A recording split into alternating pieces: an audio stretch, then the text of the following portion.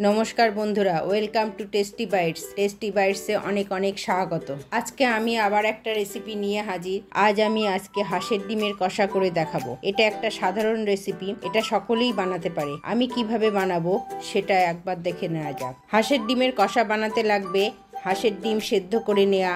आमी ডিমের গাটা একটা ছুরি দিয়ে চিড়ে নিয়েছি। টমেটো বাটা, পেঁয়াজ বাটা, আদা রসুন বাটা, কাঁচা লঙ্কা বাটা, হলুদ গুঁড়ো, জিরের গুঁড়ো, কাশ্মীরি লঙ্কার গুঁড়ো, ধনের গুঁড়ো, কসুরি মেথি, টক দই, গরম মশলার গুঁড়ো, লবণ আর সরষের তেল।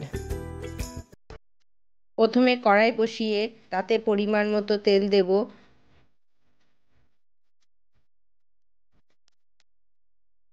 ডিমগুলিতে একটু হলুদ আর একটু লবণ মাখিয়ে ভালোভাবে ভেজে নেব।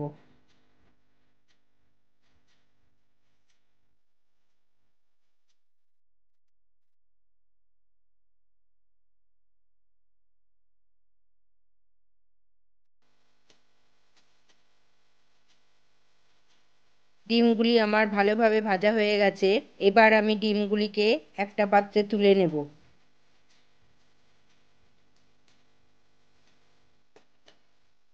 তারপর আমি সেই ডিম ভাজা তেলেই গোটা জিরে, তেজপাতা আর গোটা শুকনো লঙ্কা ফোড়ন দিয়ে দেব। ফোড়নটা একটু ভাজা হলে তাতে পেঁয়াজ বাটা দিয়ে দেব। পেঁয়াজটাও একটু কষে নিতে হবে। তারপর দেব টমেটো বাটা। এরপরে টমেটোটাও একটু কষে নিতে হবে। এরপর দেব আদা বাটা, রসুন বাটা। আদা রসুন বাটাটাও ভালোভাবে ভেজে নিতে হবে যাতে আদা রসুনের কাঁচা গন্ধটা না থাকে। এরপর দেব কাঁচা লঙ্কা বাটা। কাঁচা লঙ্কা বাটাটা আপনারা আপনাদের স্বাদ অনুযায়ী দেবেন। এরপর আমি একে একে সমস্ত গুঁড়ো মশলাগুলি দিয়ে দেব। প্রথমে দেব হলুদ গুঁড়ো, তারপর স্বাদ অনুযায়ী লবণ দেব, তারপর দেব 1 চামচ জিরের গুঁড়ো, 1 চামচ ধনের গুঁড়ো ও 1 চামচ কাশ্মীরি লঙ্কার গুঁড়ো। এই সমস্ত মশলাগুলি দিয়ে ভালোভাবে কষে নিতে হবে। তারপর দেব টক দই। টক দইটাও মশলার সাথে ভালোভাবে মিশিয়ে দিতে হবে।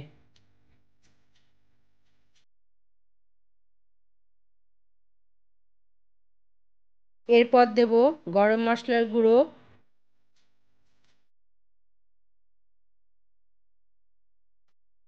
ও কসুরি মেথি।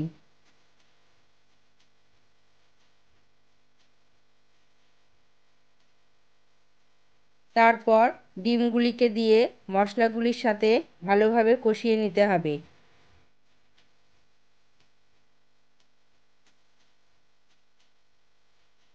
ডিম আর মশলা একসাথে কষা হয়ে গেলে পরিমাণ মতো জল দিয়ে দেব।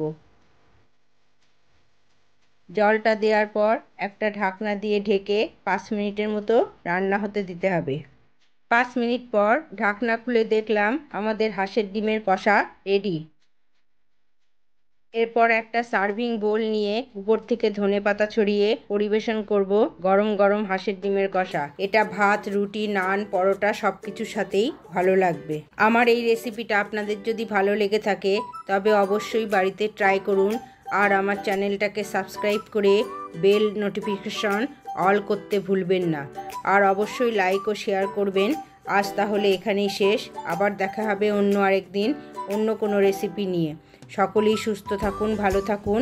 আমার এই ভিডিওটা দেখবার জন্য অনেক অনেক ধন্যবাদ।